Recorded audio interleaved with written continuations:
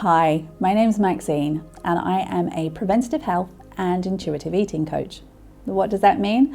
Well, preventative health is about looking at the risk factors of nutrition and exercise, or lack thereof, that can affect good health.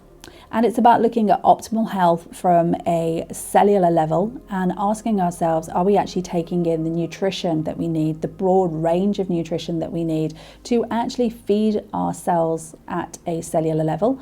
Because it's our cells that actually feed our tissues and our organs. And as we are a collection of trillions of cells, it's about asking ourselves, are we actually giving ourselves the right quality of nutrition that we need for great cell health? Great cell health means a permeable cell wall, it's the permeable cell structure. And in a very simplistic and non-scientific way, because that's me, it means the ability for nutrition to be able to go into the cell and be able to feed the mitochondria, which are the battery packs of energy within the cells, and for the toxins to be able to be expelled out. And typically throughout our lives, we have, through medications and through stress and through environment and through not having a broad range of nutrition, fiber, green leafy vegetables, essential fatty acids, prebiotic and probiotic fibers, our gut microbiome and our cells, well, our cells particularly, have become a little bit rigid. And what that means is that the nutrition can't get into the cells and the toxins can't get out.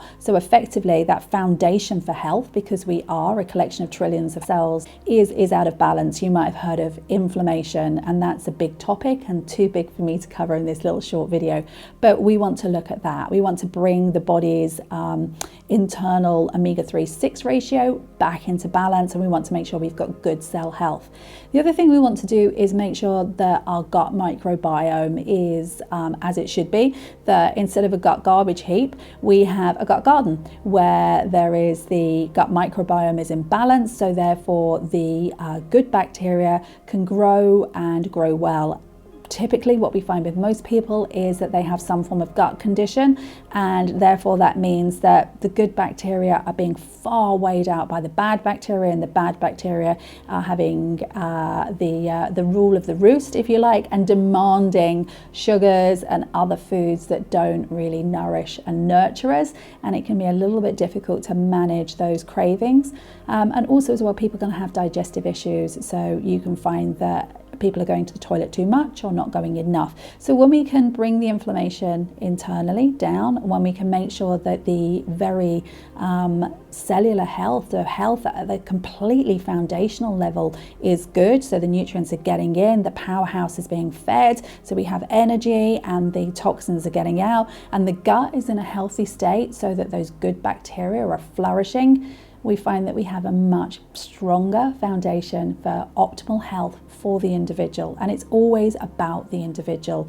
And then intuitive eating is really learning to connect with and listen to our bodies. It's about understanding what our bodies need and why. But before we can get to that stage, it's about looking at where we're starting. So what is the starting point? What clutter do we need to clear away? What foods that are draining and depleting should be replaced with foods that nourish and nurture? And I just used the word should there, and it's really not about should, it's about each individual client that I have the privilege of coaching, understanding what works best for them, and us transitioning from a balance of foods that nourish and nurture, or transitioning to a balance of foods that nourish and nurture, and away from a diet of foods that typically are draining and depleting. So it's a very broad subject, and when I work with clients, we cover so much. We work with the three main pillars of mental, emotional, and physical, and meals, mindset, and movement. When I work with clients, one of the things that I see so often is people are just confused. They don't understand what they need to be doing, and they have a lot of misinformation or miseducation that they've picked up, and they're not sure how they've picked it up or why they've picked it up. And sometimes there's a little bit of hesitancy, a little bit of fear, because why will this time be different? Or why will they achieve something they haven't been able to achieve before? So there's a lot that we work on as we go through, as well as addressing body identity, how they see themselves, in relation to the world, and making sure that as we go through this journey, we're taking off the governors, we're taking off the resistors that previously they've got to those resistance points, and without realizing that they've hit a resistance point. Just like when you hit a thermostat in a room, a thermostat is set there to take the room to a certain temperature. So if the room goes above that temperature and gets too warm, then it will take it down again. It will release some cold air, and if the room gets too cold, that'll release some hot air and bring it back up. But the job of the thermostat is to keep it at an even temperature. We have all of these temperature thermostats set inside us, and we don't even realize it. We're not taught to challenge it. We don't know where they came from. We're not even aware they're there. Like a governor on a car, we can be aware of that. We know that the governor is set at 80, kilometers per hour. So we have a choice to take the governor off or put it back on again. With the thermostat, we don't even realize that it's there sometimes. So what I do when I work with clients and I coach with them, my clients will go through a process of self-realization to ask themselves the questions. We work on these questions of what is it they want? Why do they want it? How do they want to achieve it? What do we need to do it? Of celebrating their wins, each and every win along the way. Increased endurance, fitness, mobility, strength, flexibility. Yes, released fat and toxins if that's their goal, but as an expression of health. Not as an identity from outside, that if they could just lose X amount of weight, regardless of the damage to their health or to their metabolism or to their mindset or their emotions, if they could just lose that weight and get to a certain size or a certain weight, then life would be different. Because typically, if you haven't come from the inside out and you're allowing the outside world to impose your image onto you, if you're seeking to be something for someone else or to achieve something for other people because you think that's going to change things, maybe it will for you, but I haven't met anybody yet that it has for. Typically, it just feels defeating and draining and sad. Because once again, what you thought was going to happen didn't.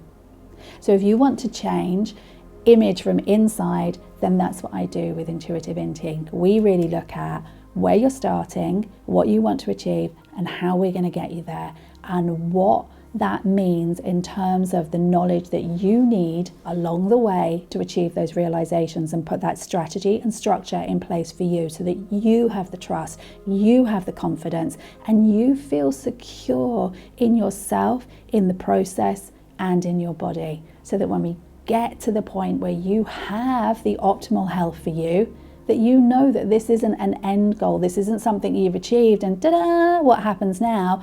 This is something you've been enjoying for the whole process. And when we get to what you perceived was your goal, you realize it's actually just the start of a huge adventure, because now this is who you are and how you are.